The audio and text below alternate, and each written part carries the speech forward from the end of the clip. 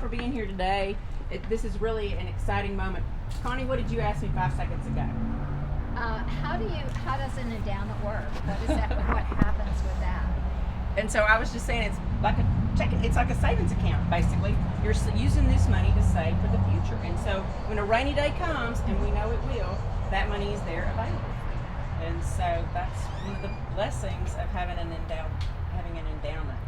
And I was saying earlier that I read in the paper that the volunteer center was closing. And I called Tom, what is happening right now? And he said, so the government cut our funding, and effective immediately, it's closed. We no longer have the money to pay payroll. We can't make our payroll this week, and it's closed.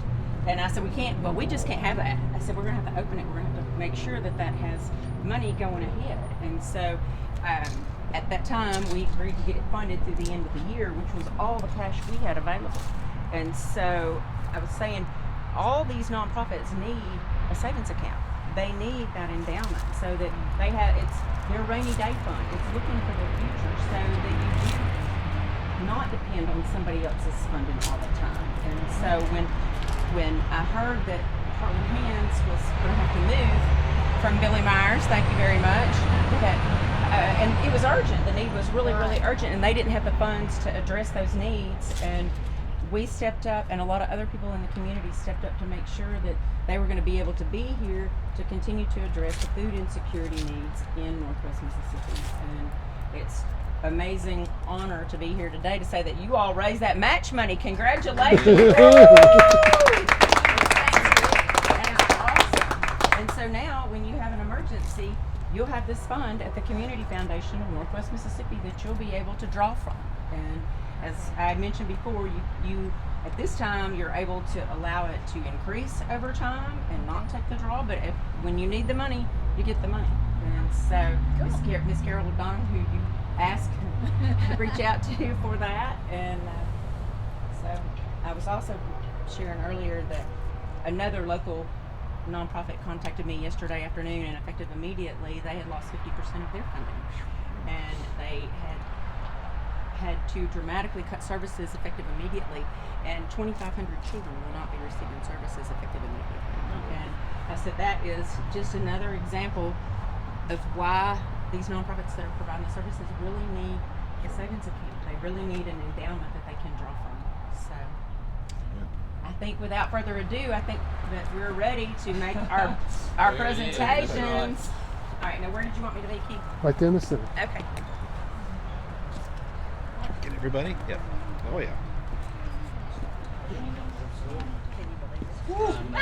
I can't believe it. And see, and Connie said, she said, we can't do that. There's no possible way. And Billy said, oh, yes, we can do that. And so, thank you all for, you've talked too. No. Somebody from Heartland Hands, let's say, He's the pastor. Well, that's right. and then we'll stage the photo. Is that okay? This obviously has been a long journey for us, 15 years in the making, that began long before we even got here with a seed planted in this lady's heart that we need to help the hungry and the helpless and the hopeless. And so our threefold procedure at Heartland Hands is to give you help, to give you hope, to give you encouragement. And the only way we can do that is from support from our local community. And people like yourself and the Maddox Foundation, we're just thrilled to be able to be a part of this, to even be thought of worthy as receiving this. And so up until now, we've not needed any help, but when we needed help the most, you guys stepped up at the greatest time that we needed and allow us to pursue. We were really at the edge of shutting down. We really were. We had received an eviction notice. We had no other resources. We certainly had no money to fall back on. And so thanks to you and all the supporters that we've had, we've been able to move into a forever home that we'll not have to worry about getting evicted from. We won't have to worry about somebody threatening us, the building's for sale, and thanks to this, we will have an endowment that will ensure we can pay our bills. And so with that said, we have a total package, and we look so forward to the future. And Connie and I believe have planted this seed for even greater things. We've brought it up this far, and we hope that when we leave in the next 25 years or so, we will leave it in good hands for others to carry this on.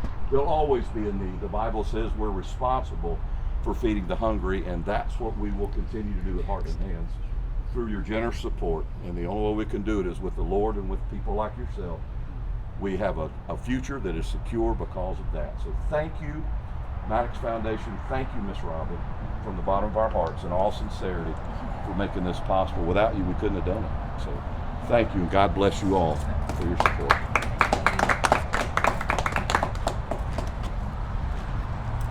Well, what I see is that this is the perfect example of how the Community Foundation and the Maddox Foundation can meet their mission, because there was a need identified by the Community Foundation.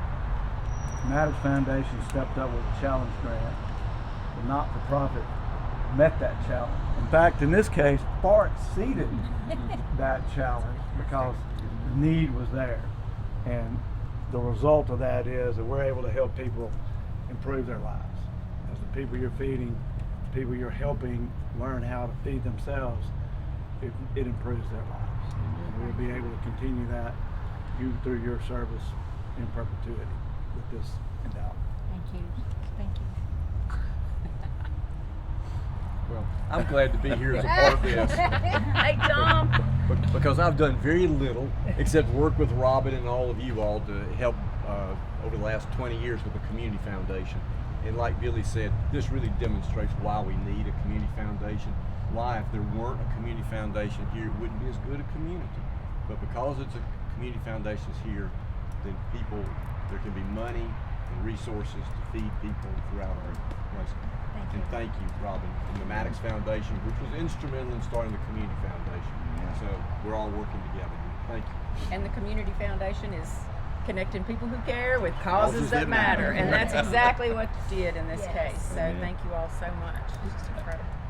So, Keith, I just want to add one thing. When the pandemic started, Robin told me, she said, this is going to create a whole bunch of problems. Where can we help? What do we need to do? And she said, I just said, I don't know. And she said, well, you know, the food, the kids are not going to be getting fed at school. People are going to be off work. Food is going to be critical. And she got with Keith, and they did great things of getting money to all kind of food pantries all over North Mississippi. And I just followed along and watched and thought, man, that's wonderful. But it never really dawned on me, where's all this food come from? I just thought it came out of the check or something. I didn't know. And then one day when we heard about Heartland Hands and we visited that facility, I realized that there's all of these food pantries that we've been helping, which they needed our help, but our help wouldn't have done it any good if it hadn't been for Heartland Hands also being there to provide that food, because they couldn't very well just go to Kroger and get it. I mean, they could get some, but the amount of money. So it was a revelation to me to see that in action and realize, I mean, we saw George Zinn, who's somebody we'd helped in Archer County. He happened to be there picking up food the day we visited. It just, it helped me understand the life cycle of this. And so it's a wonderful thing, and I want to thank y'all for the work you do. It's absolutely fantastic. Great. Oh no, I'm not a good guy. I'm just glad to be here and thankful to be a part of the church. Anybody else? Anybody So else? much. Anybody else? All right. Last call.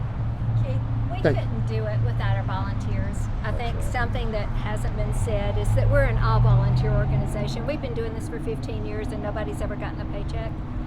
So for our volunteers have just been great. And in this move, we've just demanded 7 days a week. I'm not kidding you. We're working on Sunday afternoons, cleaning up our own buildings so that we don't have to pay to have it cleaned. I mean, Mike's unbelievable. I didn't know he could do that many things, but he's done them himself. The other day we needed a plumbing thing done and it was going to cost us $1,000, and Mike said I could do it for free. You know, give me a few minutes and give me a screwdriver or whatever it took, and he did it. I mean, so we've just so we're very grateful for the money. We do. We have a great team, and they've just done amazing work. So thank you for recognizing that and for realizing what it takes for volunteers to work. And Billy, no words. I love you. Tell us kind of about the first gift towards the match.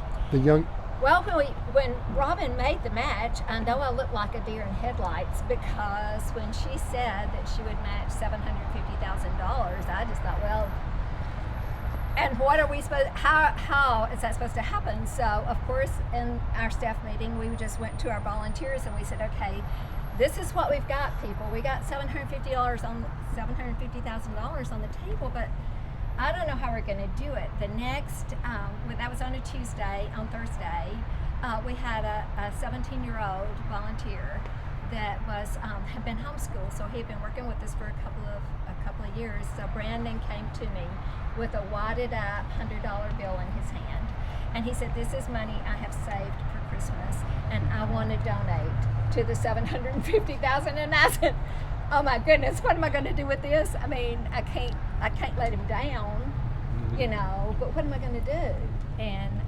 And so many people have stepped up. BMP Enterprises and just so many people have stepped up and helped with that.